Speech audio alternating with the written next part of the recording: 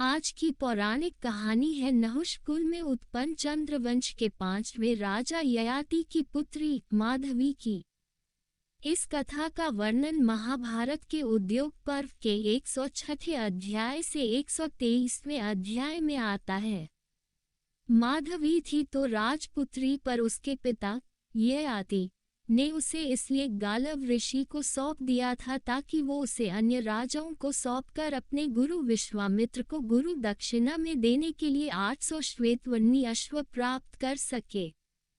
गालव ऋषि ने उसे 3 राजाओं और अंत में अपने गुरु विश्वामित्र को सौंपा। आइए कथा विस्तार से जानते हैं। गालव ऋषि विश्वामित्र के बड़े प्रिय शिष्य थे। जब उनका अध्ययन पूर्ण हुआ तो नियमानुसार गुरु से दीक्षा लेकर गृहस्थाश्रम में प्रविष्ट होने की अनुमति लेने का अवसर उपस्थित हुआ। गालव ने सोचा, यही अवसर है जबकि गुरु के प्रति मैं अपनी अपार भक्ति एवं श्रद्धा का कुछ परिचय दे सकूंगा। उन्होंने निश्चय किया कि अपनी शक्ति के अनुसार कोई न कोई गुरु दक्षिणा देकर ही आश्रम से विदा लेंगे। किंतु उनके गुरु विश्वामित्र से गालव की स्थिति छिपी नहीं थी। फलतः गालव के अनेक अनुरोधों एवं दुराग्रहों को क्षमा कर उन्होंने उन्हें गृहस्थाश्रम में प्रविष्ट होने की ही अनुमति प्रदान की। किंतु गालव भी अपने निश्चय के प्रति अविचल थे। उनको ये कदापि स्वीकार नहीं था कि गुरु को कोई दक्षिणा दे बिना ही वे आश्रम से विदा ले। वह अपने निश्चय पर डटे रह गए और विश्वामित्र के बहुत कुछ समझाने बुझाने पर अंत तक यही कहते रहे, गुरुदेव, मेरी विद्या तब तक फलवती नहीं हो सकेगी जब तक मैं आपको कोई दक्षिणा नहीं दे देता। विश्वामित्र का सहज क्षात्र तेज गालव के इस दुराग्रह पर उद्दीप्त हो उठा। अकिचन और युवक ब्राह्मण पुत्र की यह धृष्टता उन्हें मर्मभेदिनी सी लगी, जो उन्हें यहाँ आज अपनी दक्षिणा का पात्र समझ रहा है। उन्हें ये स्मरण करने की आवश्यकता नहीं थी कि वह राजा के पुत्र थे। सम्राटोचित वैभव विलास को पैरों तले ठुकराने वाले को एक भिखारी का बालक दक्षिणा देना चाहता है, ये कैसी विडंबना है। विश्वामित्र विचलित हो उठे, उनका धैर्य समाप्त हो गया। गालव के इस हठ एवं अभिमान ने उनके विवेक और संयम को झंकृत कर दिया। अपार क्रोध से विकंपित वाणी में उन्होंने गालव को तर्जित करते हुए कहा, दुराग्रही गालव, तुम्हें विश्वामित्र जैसे गुरु को संतुष्ट करने के लिए ऐसे 800 श्यामकर्ण अश्व देने होंगे जो चंद्रमा के समान श्वेत वर्ण के हैं। अत्यंत कठिन शर्त थी यह गालव के लिए, किंतु विश्वामित्र की यह वज्रवाणी स्वाभिमानी एवं दृढ़ निश्चयी गालव को विचलित नहीं कर सकी। उन्होंने अत्यंत विनय और सत्कार भरे शब्दों से अपने आचार्य से तात्कालिक क्रोध को शांत करके इस दुर्लभ दक्षिणा को जुटाने के लिए यथेष्ट समय देने की याचना की, जिसे विश्वामित्र ने भी स्वीकार कर लिया। तेजस्वी गालव की पक्षराज गरुड़ से विशेष मैत्री थी। फलतः विश्वामित्र की अमरशाग्नि से बचाने के लिए गरुड़ ने गालव का बड़ा संग दिया। अपने काम काज से छुट्टी लेकर वह गालव के संग भूमंडल भर की प्रदक्षिणा करके ऐसे 800 श्यामकर्ण अश्वों की खोज के लिए निकल पड़े। द्रुतगामी गरुड़ पर बैठकर समूचे भूमंडल की परिक्रमा कर चुकने पर भी जब गालव को सफलता की कोई आशा नहीं दिखाई पड़ी तो वह निराश होकर आत्महत्या के लिए उतारू हो गए। किंतु गरुड़ ने इस समय भी उनका साथ नहीं छोड़ा। अपनी सूझबूझ से उनके प्राणों की रक्षा करके उन्होंने गालव को अभीष्ट सिद्धि के लिए गंगा यमुना के संगम स्थल पर बसे प्रतिष्ठानपुर के स्वामी महाराज ययाति की शरण में चलने की प्रेरणा दी। महाराज ययाति का उन दिनों धरती के राजाओं में सर्वाधिक सम्मान था। अपने अतिथियों, यज्ञों एवं प्रजा के कल्याणकारी कार्यों के लिए ययाति को कुछ भी अदेय नहीं था। जब उन्हें गरुड़ समेत ऋषिकुमार गालव के आगमन की सूचना दी गई तो राजा ने उनका हार्दिक स्वागत सत्कार किया। गरुड़ ने अपने आगमन का प्रयोजन बताते हुए कहा, राजन, ये तपोनिधि गालव मेरे अभिन्न मित्र हैं। महर्षि विश्वामित्र के ये प्रिय शिष्य रहे हैं, किंतु दुर्योगवश गुरु दक्षिणा के प्रसंग पर गुरु शिष्य के बीच ऐसी विषम स्थिति उत्पन्न हो गई है कि उसकी शांति आपकी कृपा द्वारा ही संभव है। इन्हें गुरु दक्षिणा के लिए यज्ञादि शुभ कार्यों में शुभावह 800 श्याम कर्ण अश्व चाहिए। मेरा अपना विश्वास है कि आपकी कृपा बिना इस धरती पर गालव को ऐसे 800 तो क्या 2-4 अश्व भी नहीं मिल सकते। मेरी प्रार्थना है कि इस कठिन स्थिति में आप मेरे मित्र गालव की सहायता और रक्षा करें। नंदन, मेरे मित्र गालव तपस्या की मूर्ति हैं, इनका ब्रह्मतेज अद्वितीय है। यदि आपने इन्हें उबार लिया तो अपनी अमोघ एवं अपार तपस्या के फल से ये भी कभी आपको अनुग्रहित करेंगे। नरेश्वर, यह आपके लिए एक सुवर्ण संयोग उपस्थित हुआ है, जो गालव के समान परम विद्वान, सदाचारी एवं तेजस्वी याचक उपस्थित हुए हैं। अपने मित्र गरुड़ की मर्मस्पर्शनी वाणी सुनकर राजा ययाति प्रसन्न हुए, किंतु संयोगात उस समय उनकी स्थिति वैसी नहीं थी जैसी कि गरुड़ समझते थे। अनेक राजसूय और अश्वमेध यज्ञों में उन्होंने अपना संपूर्ण कोश रिक्त कर दिया था।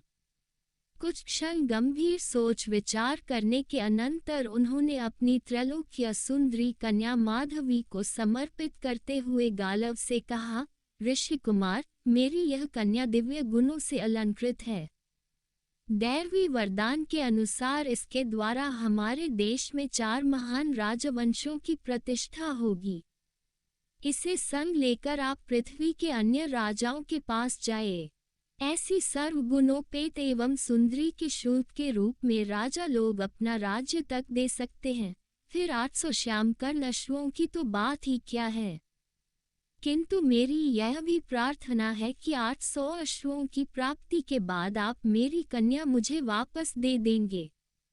ययाति पुत्री माधवी को संग लेकर गरुड़ और गालव सर्वप्रथम अयोध्या के राजा हर्यश्व के पास पहुँचे, जो उस समय न केवल अपनी दानशीलता, शूरता, पर दुख कातरता तथा समृद्धि के कारण धरती भर में प्रसिद्ध थे, वरन संसार भर से चुने हुए अश्वों को रखने के कारण भी विख्यात थे। अयोध्यापति ने उनके आगमन का कारण पूछा। ऋषि कुमार गालव ने राजा हर्यश्व से माधवी के कुल, शील एवं गुणों की चर्चा करते हुए जब अपना मंतव्य प्रकट किया तो राजा हर्यश्व की प्रसन्नता का ठिकाना न रहा। किंतु विडंबना ये थी कि उनके पास वैसे श्यामकर्ण अश्वों की संख्या केवल 200 थी। हर्यश्व ने अपनी असमर्थता प्रकट करते हुए गालव और गरुड़ को ये सुझाव दिया, आपको मेरे ही समान अन्य राजाओं से भी माधवी के शुल्क के रूप में वैसे श्यामकर्ण अश्वों की प्राप्ति का उपाय करना होगा। मैं अपने 200 अश्वों को देकर माधवी से केवल एक पुत्रोत्पत्ति की प्रार्थना करूंगा। दूसरा कोई चारा न होने के कारण गालव और गरुड़ ने अयोध्यापति हर्यश्व की बात मान ली और ययाति पुत्री माधवी को अयोध्या में निर्दिष्ट अवधि के लिए छोड़कर कुछ दिनों के लिए अन्यत्र चले गए। यथासमय राजा हर्यश्व के सहयोग से माधवी ने वसुमना नामक सर्वगुणोपेत पुत्र को उत्पन्न किया, जो बाद में चलकर अयोध्या के राजवंश में परम प्रसिद्ध हुआ। तदनंतर निश्चित अवधि बीत जाने पर गालव और गरुड़ पुनः अयोध्या वापस आए और माधवी के शुल्क के रूप में प्राप्त उन 200 अश्वों को कुछ दिनों के लिए अयोध्या में ही छोड़कर माधवी के संग पुनः वैसे अश्वों की खोज में चल पड़े। अयोध्या से चलकर गालव और गरुड़ काशीराज देवोदास के दरबार में पहुंचे, जिनकी कीर्ति कौमुदी का प्रसार उन दिनों समग्र भूमंडल में हो रहा था। गालव और गरुड़ के प्रस्ताव करने पर वह भी अपने 200 श्यामकर्ण अश्वों को देकर माधवी जैसी सुंदरी तथा दैवी प्रभायुक्त स्त्री से एक पुत्र प्राप्त करने का लोभ संवरण न कर सके। नियत समय बीत जाने पर माधवी के संयोग से काशीराज देवोदास ने प्रतर्दन नामक पुत्र की प्राप्ति की, जो बाद में काशी राज्य का पुनरुद्धारक ही नहीं प्रत्युत वंश परंपरागत शत्रुओं का विध्वंसक भी हुआ। इस द्वितीय पुत्रोत्पत्ति के बाद भी सुंदरी माधवी पुनः ऋषि कुमार गालव के संग किसी अन्य राजा की राजधानी की ओर चल पड़ी। इस बार गालव और माधवी पक्षराज गरुड़ के संग भोजराज उशीन के यहाँ पहुँचे, जो अपने समय के राजाओं में प्रतिष्ठित थे। भोजराज की अतिशय समृद्धि और अदम्य दानशीलता की उन दिनों पृथ्वी पर बड़ी चर्चा थी, किंतु संयोगतः उनके पास भी 200 श्यामकर्ण अश्व थे। गालव और गरुड़ की प्रार्थना पर राजा उशीन ने भी त्रैलोक्य सुंदरी माधवी के सहयोग से एक पुत्र प्राप्त कर अपने उन दुर्लभ अश्वों को उन्हें सौंप दिया। भोजराज का यही तेजस्वी पुत्र बाद में शिवी के नाम से विख्यात हुआ, जिसकी दानशीलता की अमर कहानी आज भी पुराणों की शोभा है। इस पुत्र की उत्पत्ति के बाद भी माधवी का रूप यौवन पूर्ववत बना रहा। गालव को अपनी गुरु दक्षिणा के लिए अब 200 अश्व ही शेष थे, किंतु चिंता की बात ये थी कि गालव द्वारा विश्वामित्र से प्राप्त की गई अवधि समाप्ति पर थी और गरुड़ को ये ज्ञात हो चुका था कि धरती पर इन 600 श्यामकर्ण अश्वों के सिवा कहीं अन्यत्र एक भी नहीं बचा है। अब गालव की विश्वामित्र की शरण छोड़कर कोई अन्य गति नहीं थी। अंततः गरुड़ की सलाह मानकर 600 अश्वों और त्रैलोक्य सुंदरी माधवी तथा गरुड़ को संग लेकर वह विश्वामित्र के समीप पहुँचे और शेष 200 अश्वों की प्राप्ति में असमर्थता प्रकट करते हुए विनय भरे स्वर में कहा, गुरुवर, आपकी आज्ञा से इस भूमंडल पर प्राप्त 600 श्यामकर्ण अश्वों को मैं ले आया हूँ, जिन्हें आप कृपा कर स्वीकार करें। अब इस धरती पर ऐसा एक भी अश्व नहीं बचा है, अतः मेरी प्रार्थना है कि शेष 200 अश्वों के शुल्क के रूप में आप दिव्यांगना माधवी को अंगीकार करें। गालव की प्रार्थना का अनुमोदन गरुड़ ने भी किया। विश्वामित्र ने अपने प्रिय शिष्य की प्रार्थना स्वीकार कर ली और माधवी के सहयोग से अन्य राजाओं की भांति उन्होंने भी एक तेजस्वी पुत्र की प्राप्ति की, जो कालांतर में अष्टक के नाम से प्रसिद्ध हुआ। बड़ा होने पर विश्वामित्र की अनुमति से अष्टक ने उनकी राजधानी का सारा कार्यभार ग्रहण किया और माधवी के शुल्क के रूप में प्राप्त उन 600 दुर्लभ श्यामकर्ण अश्वों का भी वही स्वामी हुआ।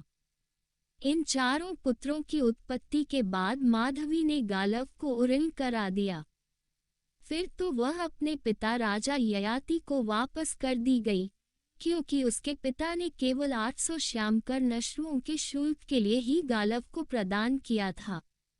अपने पिता के घर वापस पहुंचने पर वह पूर्ववत समादृत हुई। उसके अनंत रूप और यौवन में 4 पुत्रों की उत्पत्ति के बाद भी कोई कमी नहीं हुई थी। अपने इन चारों यशस्वी पुत्रों की उत्पत्ति के बाद जब वह पिता के घर वापस आई, तो पिता ने उसका स्वयंवर करने का विचार प्रकट किया, किंतु माधवी ने किसी अन्य पति को वरण करने की अनिच्छा प्रकट कर तपोवन का मार्ग ग्रहण किया।